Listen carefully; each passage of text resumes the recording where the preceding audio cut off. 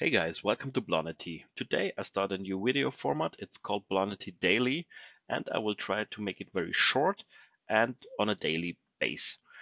Another great day for us for Bitcoin mining stocks. First of all, Bitcoin dropped a little bit today, like 3, 4, or 5% in the short term here, but it recovered fast, and we are now, in my opinion, on the way back to the levels we were yesterday. Also, Ethereum and Litecoin dropped. But what's going on with our miners here? They are all in green and big time, especially the Canadian stocks here with Hive 7%, Hud 23%, Bitfarms 17%, Argo Blockchain 11%, and the US stocks also very green here. DMG Blockchain seems a little bit exhausted here right now with 4%, but they're all green here and they're big time green. And it's the first time, I guess, or as I'm aware of, that Bitcoin drops and the miners are increasing in price. Wow. So let's check the HODLX chart a little bit.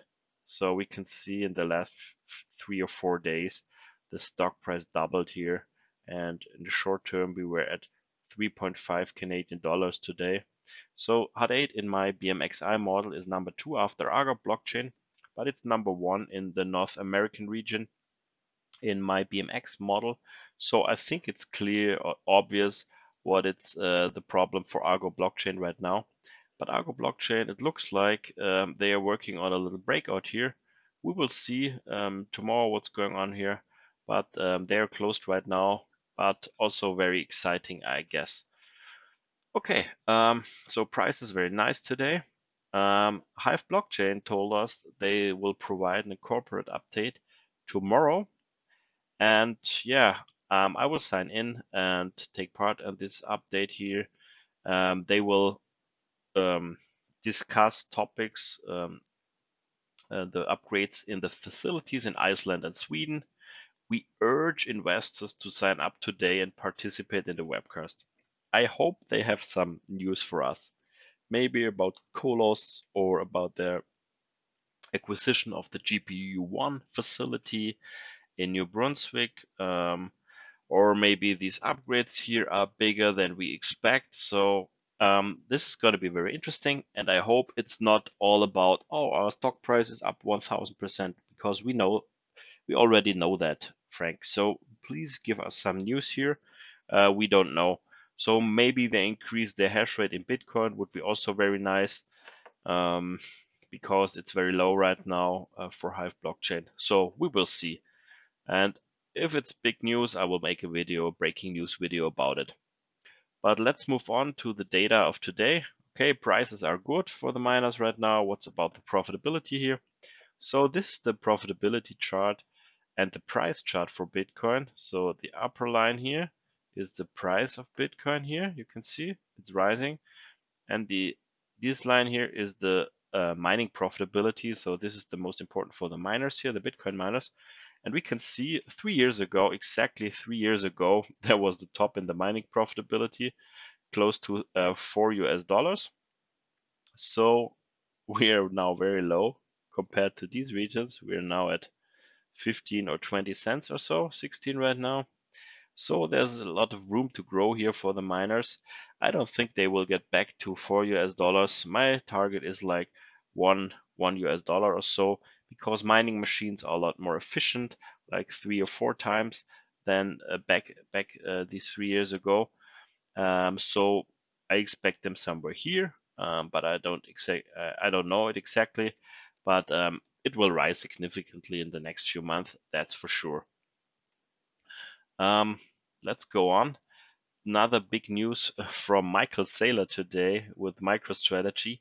He purchased another 29,600 bitcoins for 600 million USD. So this guy is really on fire now. And Microstrategy now owns more than 70,000 bitcoins.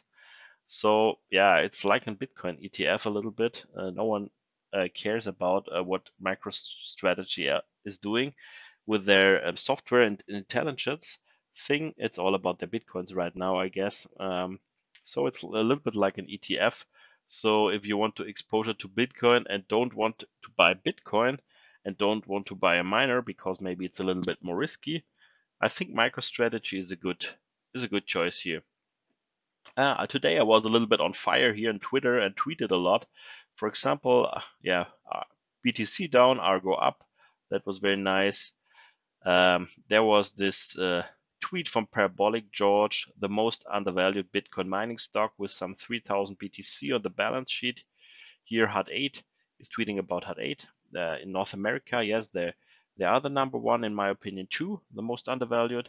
But with Europe, it's Argo Blockchain, I guess. In my, at least in my model, in my BMX model. Then we had these great numbers here in price for the stocks. Yeah, so I'm doing a little bit of Twitter. I'm still learning because this is all new for me, this social media thing. But it's a lot of fun, I think. Also, Argo Blockchain had a nice tweet today. I will show you where it is. Um, I really think I really like what Argo is doing because you can see it here. First of all, they pinned my tweet about their number one in my Blondity minus excellence indicator here. They pinned this tweet, 38 hearts here. That's great for me, for my reputation here. And my tweet about ARB looking strong despite little Bitcoin shakeout today. UK finally is waking up? Question mark. Yeah, and they added this picture here of this guy. He's waking up and he wants to drink a coffee and his hair's looking crazy. So very nice, Argo. Thank you for that. Okay, so let's move on. What else do we have? Uniswap, the DeFi coin Uniswap, it's a decentralized exchange. They are responsible for 30% of all transactions on the Ethereum blockchain. So that's a lot. And we know that Ethereum mining profitability right now is very dependent on the transaction fees. And for Hive blockchain, this is really important because they make a lot of cash flow and a lot of HODLX with that. So let's go to the DeFi pools here. Here in DeFi pools, you can see all the DeFi platforms they are out there. So number one is Maker, and at 5 it's Uniswap. So 2 months ago they were number one. Was a big drop in November. I don't know exactly why. Maybe someone can write it in the comment section. And yeah, they're now number 5, and they're growing slowly right now. But they consume a lot of gas, so a lot of they're responsible for a lot of transaction fees on the Ethereum blockchain. This is very good for the miners like Hive blockchain if there are big fees, because I can show you here. This is from the inception of Ethereum from 2015 to now, the Ethereum fee in reward historical chart. So this is the red line. So it's the percentage here from 0 to 75, the part of the fees in the whole block reward. So there's a fixed part. It's like right now it's 2 Ethereum every block which is mined. And there's the fee part, the transaction fee part, which is variable. And yeah, we can see here in 2017, in the last bull run, the Bitcoin fee and reward was a lot higher than Ethereum here, because the Bitcoin is the blue line here, the fee and reward. And now it switches a little bit. There's a flippening here. So Ethereum, the fee and reward is much bigger than Bitcoin's right now. I think it's a lot because of these DeFi projects, and the use of Ethereum is great, the use case. So it's Bitcoin is store of value, okay, but Ethereum is a lot more usage. But yeah, they have an issue right now with all these high fees. But for the miners, it's good. For the miners like Hive here. And we see here at the top here in September or August, it was 65 or 70%. So 70% of the block reward was fees. So there were two Ethereum in the fixed block reward and 3 or 4 Ethereum in the transaction fee per block. So yeah, that was very important for Hive, and it is very important. And I will show you another chart here for the mining profitability for Ethereum and the fee in reward. So the mining profitability is here, this line, okay, and it's up and down with the fee and reward. So if we have high fees, we have a nice Ethereum profitability, and if we have low fees, we don't. With Bitcoin, it's the same. Right now, the fees in Bitcoin are not picking up big time. but I think next year they will increase. But the most transactions will be made not on chain but off chain. So we will see how this will develop a little bit long term here for the Bitcoin chart. So here we can see the mining profitability down there, and we can see the fee and reward chart here. So in Bitcoin, the fees right now don't play a big role in the mining game, but I think it could change. We can see it here 3 years ago. Let's go to the all-time chart here. In the bull run, the fees pick up with the mining profitability big time. So yeah, that's going to be very interesting, I guess.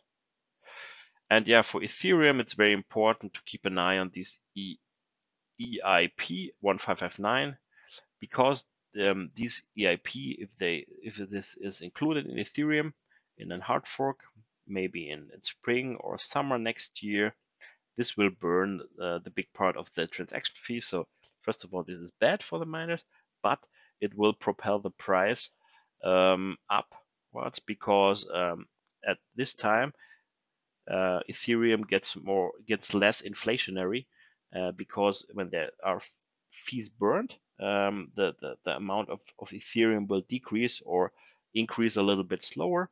So this is going to be good for the price. So yeah, it's going to be very interesting how it all plays out. Yeah, but this is also very important, and yeah, you should keep an eye on it. So I think that's it for today. This is my little Blondity daily video, my first one. I think I will continue with this, additional to the other videos about analytics and academy and breaking news and all this stuff. So tell me in the comment section if you like it. Maybe I will do it a little bit shorter in the future, like 9 or 10 minutes. We will see. So guys, see you in the next one. Auf Wiedersehen.